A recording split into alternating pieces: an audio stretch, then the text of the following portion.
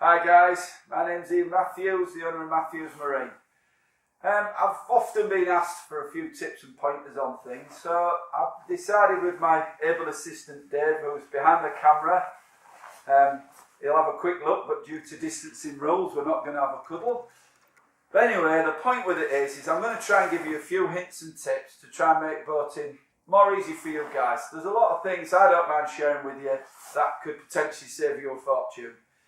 So in my next series of videos, we're going to go through a few of those and things that I get asked about a lot. I'll try and give you some hints and tips on. They aren't always going to be by the book, and I certainly aren't going to say that you're not going to have any problems, but you can always message us and we'll try and give you an answer. But what they're really there for is to give you a good insight into things and hopefully get you some tips.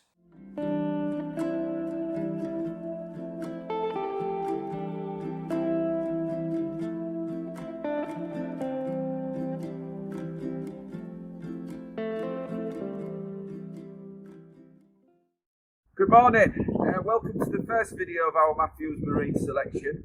Hopefully some of these will help you get over some of the easy problems and the things I see day to day.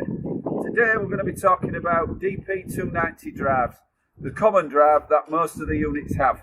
And this unit is a very common one. It's mated to a lot of the power units Volvo make, and it's one of the ones we see most days, and it does have a really good reputation and reliability, but there are a couple of key things you can do which will keep it running sweet and smooth. And today we're going to talk about 2 or 3 of those, but we'll start with the adjustment for the gears, which is here. This particular example, he struggles to select and unselect first gear, forward gear, and I've had a look and immediately I can see the problem. And what I'll do, I'll just set it up and then I'll show you where we're at with that. Right then, gear adjustment on these DP legs. It relies, basically what we have in here is a thing you may have heard of which is called the clutch cone. The clutch cone works very similar to a synchromesh in a standard car gearbox, but essentially, to keep it in a simple way to understand it, is we've got a cone which either travels up or down via this selector and thus turns the shaft clockwise or anti-clockwise, giving us forward and reverse gear. What's very important is the neutral position of it is where this bar is horizontal. It can go in this position or this position to give us forward or reverse. We do have adjustment here, and then we have adjustment on the cable itself via this lock nut.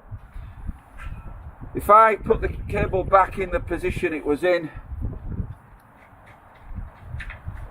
for neutral, and then I put this rod in its position where it would be in this hole,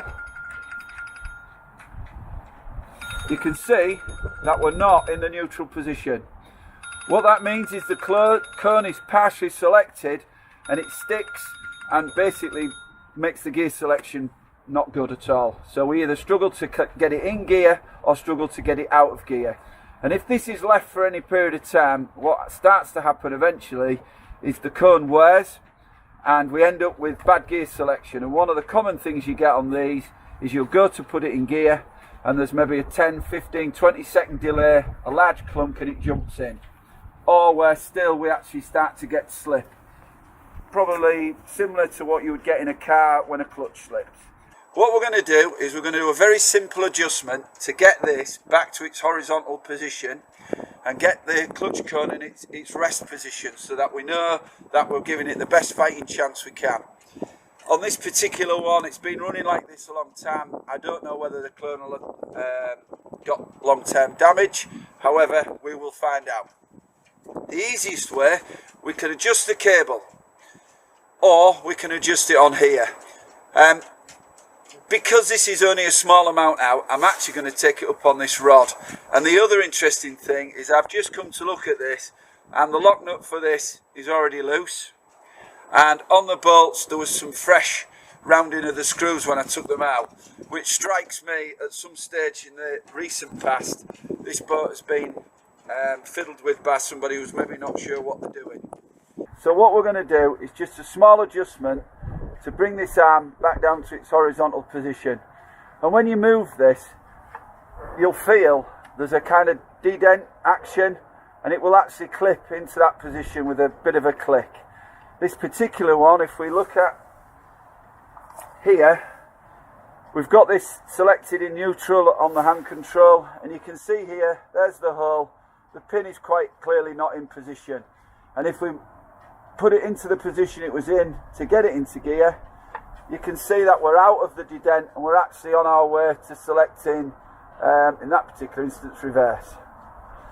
So what we're going to do is we're going to make sure we're in our neutral position on there, on the adjustment, and then we're going to adjust this slightly to take up the compensate for it.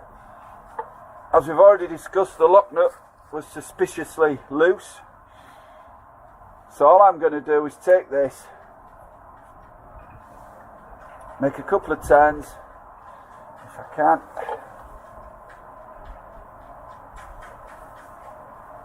I'll do one turn and then check.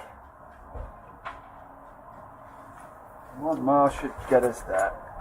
If you find that one full turn is too much adjustment, because it's quite a coarse thread, so it does move quite a long way with one turn, what you can do is you can take up a small amount on the adjustment of the cable itself.